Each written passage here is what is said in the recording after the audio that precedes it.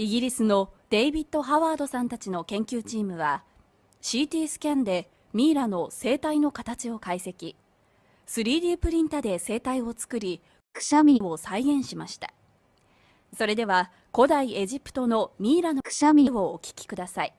スタンサンダラスタンダラダラピーヤバラスティラスタバリラリンナ前を向いて歩き光さす方へ手と手を取り合い僕たち人類は皆仲間でありこの場所に集ったこの奇跡が全てが運命ではなく必然だと思いそして僕らは歩き出す